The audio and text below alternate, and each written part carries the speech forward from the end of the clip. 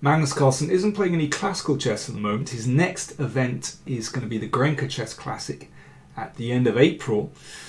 But he has been busy online playing in the Lichess Titled Arena tournament at the beginning of February. So I want to show you another game from that event. Remember, if you're not a subscriber to this channel, then it's free to subscribe. Click on the button down there. And if you want to support us, you'll find links to PayPal and Patreon down there in the video description. Right, so let's take a look at this game. First of all, I should say, I think it's pretty fantastic that Magnus goes online and risks his reputation in these tournaments. You know, he just gets stuck in. You know, he's very, very competitive. Of course, this is bullet chess, 1 minute chess. So, you know, he's kind of got an excuse if it all goes wrong. But his record is very good. So, let me show you another of these games. In the previous video, we saw just a brutal attacking performance.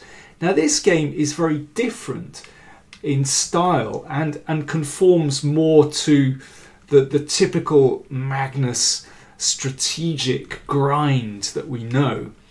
And I think that's fascinating to see in bullet chess. So first of all, this opening is very interesting. He's played, so Carlsen with his handle Dr. Nykterstein, not Dr. Drunkenstein. Dr. Nykterstein means, Nykter means sober in Norwegian. So he's gone from drunk to being sober. Who knows what the story is behind that. But Magnus is playing this so-called Owen's defense with b6 and bishop b7 against e4, which you don't see very often at the highest levels. But he has played it before in a game in the Isle of Man Open Tournament in 2017. And this version of it is actually not too bad for black. If white doesn't play with knight c3 and plays simply with bishop d3 to defend that pawn, then that can be unpleasant for black.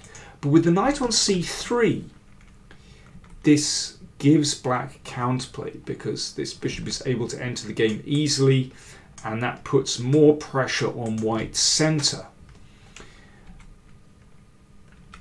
And here, well, this game I mentioned, Elyanov against Carlsen from the Isle of Man tournament 2017, now went queen e2. Elyanov played queen e2 and then d5.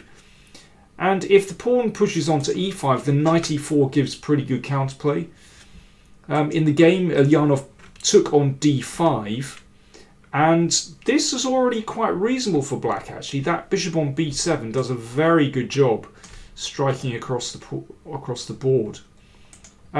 So in this game, I should say, Dr. Nykterstein's opponent is Zarberg. I'm afraid I don't know who that is. Anyway, Zarberg played e5 and knight e4. But because of the pressure here, I feel that black already has a reasonable position.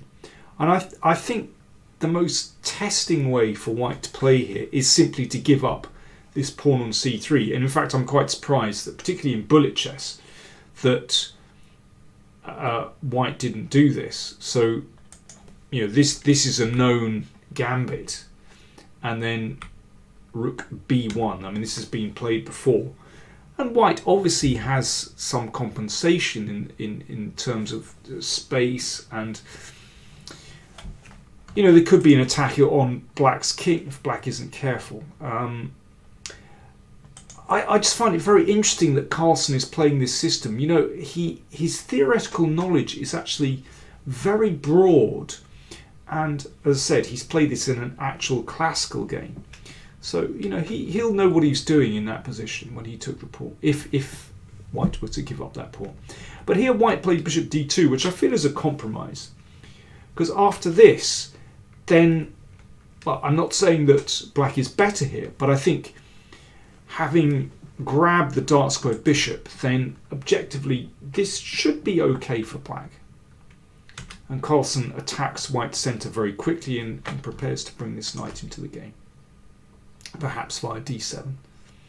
So I think wisely white exchanges on d6 instead of allowing black to exchange on e5. And here Carlsen decides to give up that fantastic bishop on b7. Could simply play knight d7 here, but it is very tempting to damage white's pawn structure in this way, and that will suit Carlsen very well. He's got something definite to play on now, and d5. So what's Carlsen got? He's got these superb pawns. White's structure is damaged on the king side. White also has some initiative here on the king side, so it's a trade-off. But with the queen coming over to defend on the king side, then black should be all right here. But Carlsen is playing for this long-term advantage of just superior pawn structure here. And as I've mentioned before, in bullet chess, of course, you want a very clear plan. And Carlsen has that in this position. And white castles queenside, so the battle lines are drawn now. Really, white's only plan here is to attack on the king side. And black's plan is very simple as well. So Carlsen will be happy here because he can play this typical minority pawn attack on the queen side, just blasting the position open with b4. So really easy to play. And white is attacking here, but what you can see, that is pretty solid.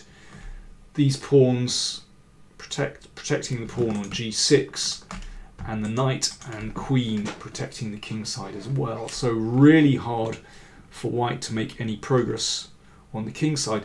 Whereas for black can open up the position really easily. Well, here Carlsen decides to play knight f5, which is sort of sets off simplifications. I find that interesting, that he wants to keep the position sort of technically very simple, which for a bullet game, probably very pragmatic, very sensible. Could just blast open the position straight away with b4, but of course this introduces in some ways complications, and Carlsen would have to think a bit here instead of just playing on instinct. So for example, white could play like this, and then you have to think, well, how exactly does black negotiate that one, or even taking the pawn on b4 and playing pawn to b5, also possible. I'm sure the black is better here, but it's kind of non-standard.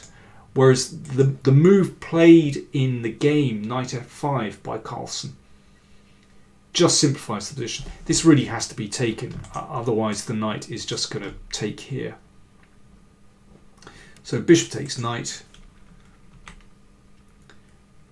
and white plays queen c2, and of course Carlsen doesn't bother with anything so complicated like this, and then h5 and so on. Of course, he just exchanges queens. Typical Carlsen, he wants a technical position where he has a clear plan, and here it goes. He's pushing through with his minority attack, and he doesn't need to worry about pressure on the king here, because clearly white's attack without queens has basically gone. Now, white, I think, it kind of makes it simple here and simply captures with the a pawn. If white wants to try and put a spanner in the works, tries to sort of go against the flow of the game, then he could exchange on b4 and play a4. Now, I'm sure that black is better here. So for example, after this, let's tie a rook down to the defense of this pawn. So and then bring the king over. But you know, this could still be complicated with this a pawn. You know, it's not so simple just to steam the king in when this pawn has potential to advance. So I think that would have been at least a better try for white. But instead, white kept it very simple. He didn't cut across black's plans. This kingside demonstration just gets nowhere at all. Carlsen exchanged on c3 and played rook a8. So play concentrates in the middle and on the king side, but you know, really white can't do much here. I mean, a way of cutting across black's plans would be to give up this pawn, just to try to complicate things a little bit by isolating that pawn. But obviously black is better here where he has an extra pawn. But white's played king d3 and the rook came in. So Carlsen absolutely in his element now, where he has weaknesses to attack, these isolated pawns and this one as well. And the rook came in. Well, this demonstration on the h-file goes nowhere. The king wants to be on f6 in any case. Now, if the rook comes to c1 to defend, then the king moves up to f6 and can start to put pressure here, and the rooks can still switch to this. White's king came back, but then a check, so this loses a pawn straight away, basically. Well, the king coming back looks too horrible, actually. Well, it's mate. Indeed. That wouldn't be very bright, would it? I was going to say that black won a pawn, but checkmating is even better. So, king came up. So Carlsen is just collecting now. And you can see this pawn structure, which you find from so many different openings. It might be a French, it might be a Queen's Gambit, but, well, Sicilian sometimes. If you have this rock-solid pawn structure, it means that you can play around the edges, as Carlsen has done here, and attack white structure without fear of your own position being harmed. The classic example of this that I think of, slightly different position but great similarities, is the game between Lasker and Capablanca from their World Championship match in 1921. Maybe I'll show that game at some point, where Capablanca also had these pawns and just chipped away at white's position. It was a masterpiece. So this one is very, very simple. Carlsen in his element, and here, well, I don't know whether white lost on time or whether white simply resigned, but in any case, this is very simple. All the pawns are dropping here. Those two are going very soon, and yes, with this sort of hard core of black's pawns, you know, this shell, this hard shell, white gets absolutely nowhere at all. So great technique from Carlsen, and somehow, you know, it's fascinating to see how even in bullet chess he plays in his classic style there. So I hope you enjoyed those. If you want to see the other video I made featuring a game by Dr. Nykterstein from the Lichess Titled Arena tournament, then do check out the link down there or up there in the info tab. I don't know where it is. You'll find it. And don't forget, please do subscribe if you're not already a subscriber. Thanks for watching. Don't forget to like, comment, share and subscribe. See you now.